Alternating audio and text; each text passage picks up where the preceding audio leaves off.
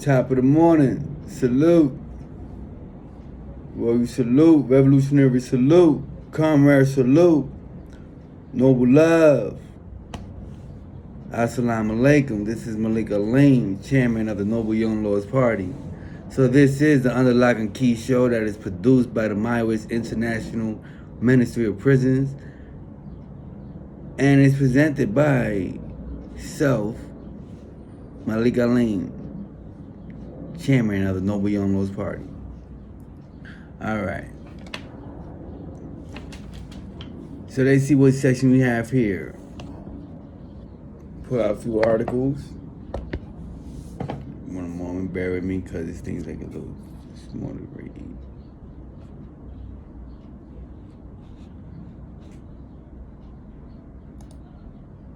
All right.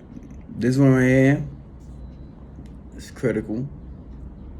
It's called Survival and Stamina in Our Struggle. Survival and Stamina in Our Struggle. Right? Our struggle against imperialism and toward communism is a long, protracted struggle. It is carried out over decades and even centuries, with long-term strategic planning and lifetime commitment. Many who fight for communism give up their lives, not just through martyrdom, to be a martyr, but also through a lifetime of dedication in such a long-term project. It is dangerous to lose sight of the larger context of our struggle. Our enemies, the imperialists, and anyone who's with them, will do everything they can to wear us down. They will drag us through the mud as much as possible, in the hopes that we'll get frustrated and give up, or frustrated and sacrifice ourselves on the Foucault's cross. A typical reader of Under Lock and Key has committed some crime as defined by the imperialists and is in prison for the most part. The social conditions that lead to imprisonment are an essential part of the imperialist protracted struggle to maintain power as a means of keeping the internal simmering colonies under their boot. Our enemies set up any number of false pretense for putting as many of our potential comrades behind bars as possible. Hence the prison industrial complex. Once turned onto the Under Lock and Key, a subscriber might start participating in united struggle from within campaigns, or they might start learning more about Maoism, the most effective threat to imperialism shown in human history to date. When participating in the anti-imperialist struggle definitely makes one's effort at social change worthwhile. It does nothing to help a comrade make parole. It doesn't help you fly under the pig's radar. It doesn't keep you out of the hole. Naturally, identifying with the struggle against the United States government makes one a target for the government boldest repression. Our comrades are constantly denied parole, are constantly having their cells tossed, and are targeted for forced psychotropic drugging and other methods of mental deterioration. Their food is tampered with, they are beaten, and any tactic that they may wear down and frustrate our comrades is employed. In these social circumstances, we need to consider how we are going to sustain our movement, how we are to make the most of the repressed and limited time and energy that we do have. How can we protect ourselves from attacks on our physical and mental health while locked in a tiny room with complete sensory control? How can we build ourselves up not just for the day-to-day struggle, but for the long haul? This issue of underlying key is on the topic of survival and stamina, focusing on some things subscribers can do to better their chances of survival, both mentally and physically, and make it possible to do their most for the anti-imperialist struggle.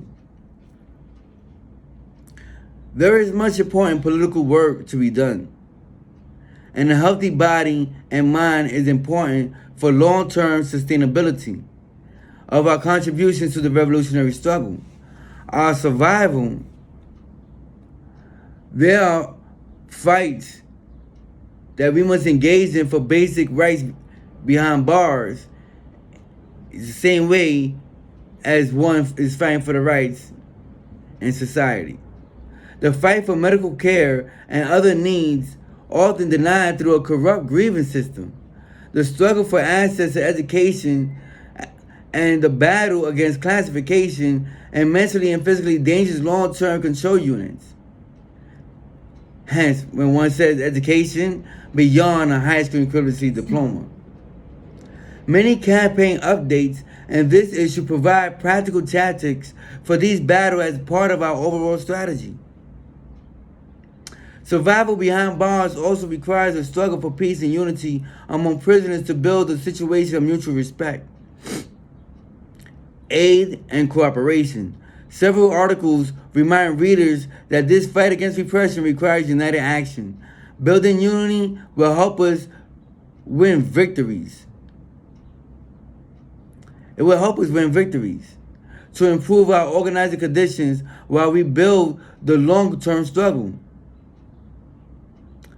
California, Texas, Arizona, Chicago, Massachusetts, New Jersey, New York, all write about struggles to maintain the agreement to end hostilities. While the essay on lumping class consciousness points to broader strategies we need to employ to unite lumping organizations. Remember, lumping organizations are basically street organizations. Lumping, when you lump things together, so also known as gangs. So gangs are what they call lumping organizations for both survival and advancement. So we need to employ to unite the lumping organizations. There is also work that individuals can do to improve their outlook, education, and use of time behind bars and outside continue the struggle. This is addressed in an article on how to be disciplined in your day-to-day life, focusing on studying and organizing rather than just watching TV, educating yourself, and fighting alienation and individualism. Education in particular is critical to survival in prison and outside of prison. See, they can incarcerate you, but they cannot incarcerate the mind. See, prison, as it opens eyes and minds to the reality of prison conditions and the broader struggle that can unite and give purpose and direction to people's lives. A comrade wrote, pigs try to stop real education in the gulags because they know that when we have true education and know the truth and the way things are, they are defeated. A life of survival without political struggle is just survival of the status quo. A lot of people like, nah, I don't get involved with politics, but everything has to deal with politics. The most basic survival and stamina tactics is always understanding the connection between our lives as anti-imperialists with the lives of oppressed people all over the world. Our struggle is made of many actions over a long period of time, and every contribution has value. If we can maximize these contributions by taking care of ourselves and each other as best we can, our international struggle will be all the better for it. All right? So let's see if I find another article from the comrades.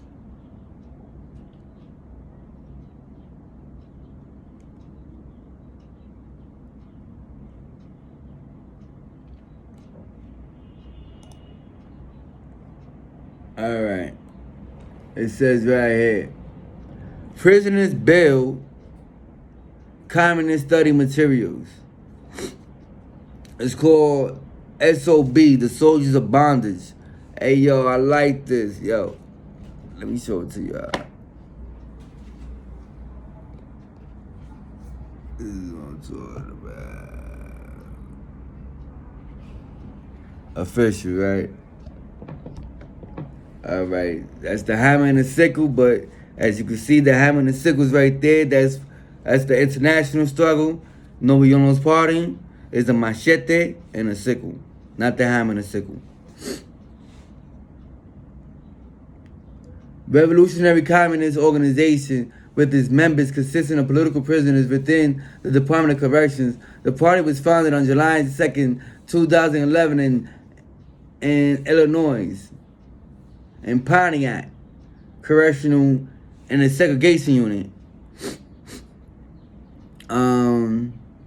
It says current members is very small, but with the publishing of this study guide, it is hoped that the party will grow nationally in both numbers and resources.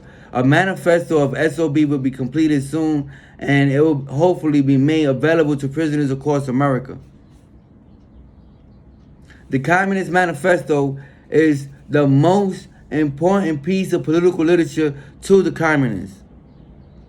However, due to the many oppressive conditions that plague the lumpen proletariat within the United States, many prisoners have problems with comprehending the Communist Manifesto.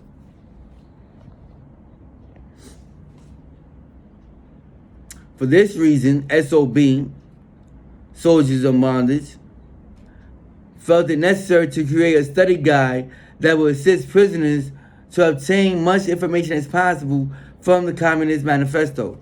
The study guide contains 184 questions as well as answers from the text.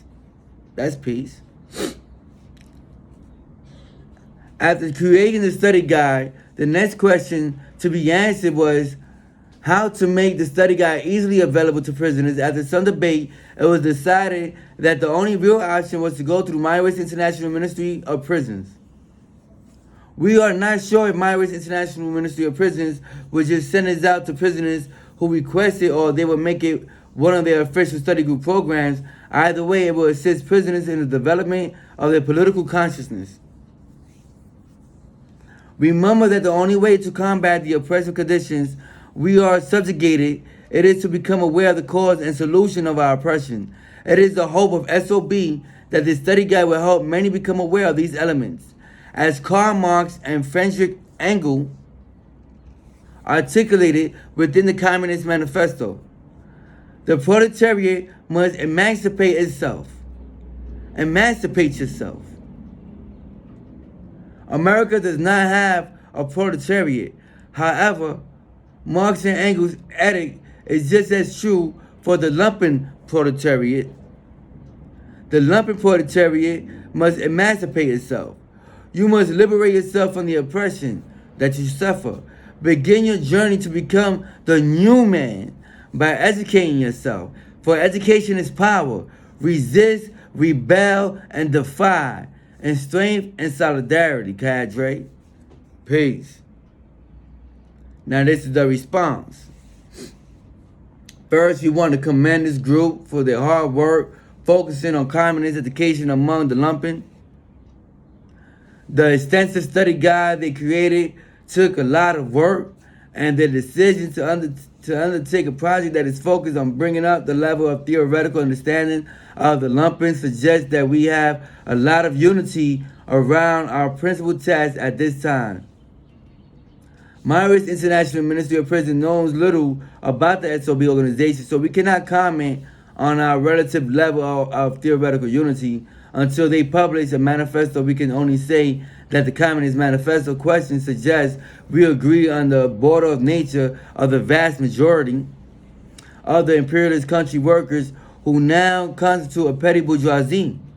This is particularly important as we read a book like the Communist Manifesto, which was written so many years ago when the labor aristocrat was just a very small segment of the working class, and the workers in first world countries were still part of the proletariat. Now we look forward to work and political discussion with SOB. We hope these comrades continue to struggle and be consistent. Peace.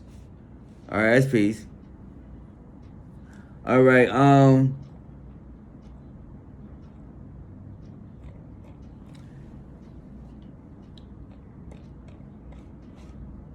and I'll do this one right here. I think this is a poem. No, it's not. I'm not even gonna do it.